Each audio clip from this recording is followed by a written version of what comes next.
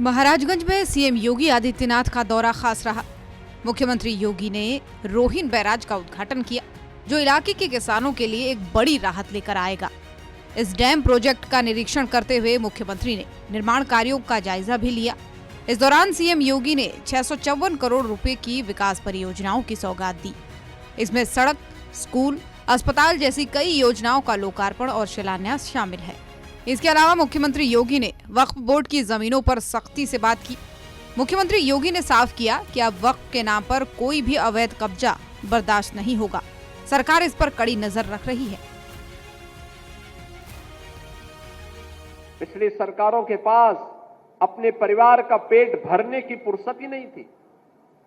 जमीन लुटवाने की फुर्सत मिले तो विकास करें। अभी आपने देखा होगा, परसों ही देश की संसद में वक्फ बोर्ड संशोधन अधिनियम पारित किया है। अब वक्फ बोर्ड के नाम पर जमीनों पर कोई डकैती नहीं डाल सकता है, लूट खसोट नहीं हो सकती है, चौराहे की जमीनों पर कोई कब्जा नहीं कर सकता है। अब सार्वजनिक संपत्ति जो भी होगी, जो राजस्व की भूमि होगी, उसका उपयोग विद्यालय बनाने में, चिकित्सालय बनाने में, कॉलेज बनाने में, मेडिकल कॉलेज बनाने में, ऐसे बैराज बनाने में, गरीबों के लिए आवास बनाने में ही उसका उपयोग होगा। किसी बोर्ड के नाम पर लूट खसोट हमेशा के लिए लगाम लगाने का काम किया है। वक्फ बोर्ड संशोधन अधिनियम पारित होने के कारण अब ये मनमानेपन पर लगाम लगेगी।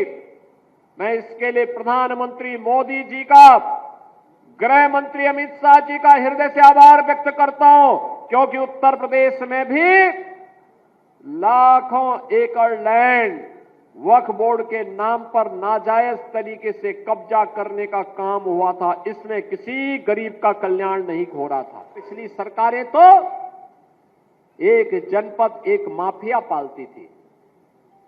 हमने उनके माफिया का स्थान अब 1 डिस्ट्रिक्ट 1 मेडिकल कॉलेज के लिए दे दिया। महाराजगंज में भी मेडिकल कॉलेज का शुभारंभ हो चुका है।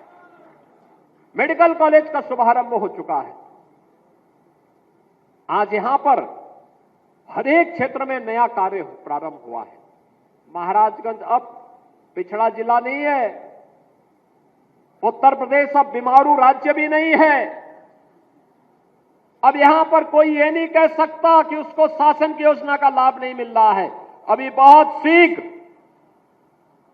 शीघ्र उत्तर प्रदेश जीरो पॉवर्टी के एक कार्यक्रम को आगे बढ़ा रहा है, जिसको अब तक शासन की किसी सुविधा का लाभ नहीं मिला है और अब किसी पात्रता की श्रेणी में आता है।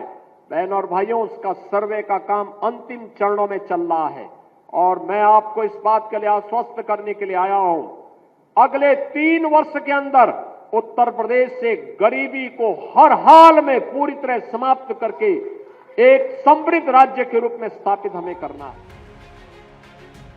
वहीं गोरखपुर में मुख्यमंत्री योगी ने 1640 करोड़ रुपए की लागत से 107 विकास परियोजनाओं के लोकार्पण और शिलान्यास का काम किया। साथ ही गोरखनाथ मंदिर में पूजा अर्चना भी की। यानी गोरखपुर अब वह सिटी नहीं है जो कभी अपराध के गढ़ के रूप में जाना जाता था, माफियागिरी के लिए जाना जाता था।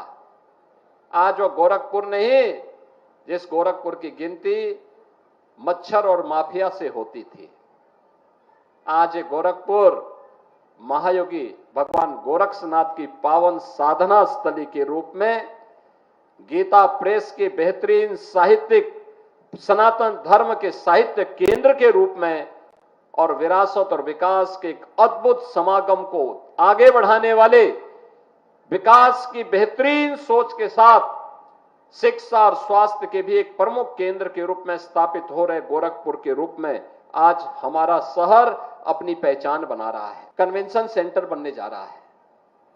5000 लोगों की व्यवस्था एक साथ, यानी अगर कन्वेंशन सेंटर बन जाएगा तो फिर हम लोगों को इस प्रकार के जर्मन हैंगर लगाने की आवश्यकता नहीं पड़ेगी। 5000 लोग एक ही जगह पे बैठ करके एक ही पंडाल में पहले से बना होगा, उसी में व्यवस्था वो लोग आराम से कर सकते हैं। अगर 2500 लोग हैं तो उसको हम और फोड़ कर सकते हैं, 2500 लोगों की व्यवस्था भी रहेगी, 500 लोगों के लिए भी व्यवस्था रहेगी, 200 लोगों के लिए भी व्यवस्था रहेगी। मुख्यमंत्री योगी का ये दौरा गोरखपुर और महाराजगंज के लिए विकास और सुशासन का संदेश लेकर आया। रोहिन बैराज से खेती को नई ताकत मिलेगी, तो वहीं गोरखपुर में करोड़ों की परियोजनाओं से विकास के नए आयामों को छुआ जाएगा। ब्यूरो रिपोर्ट, सूर्या समाचार।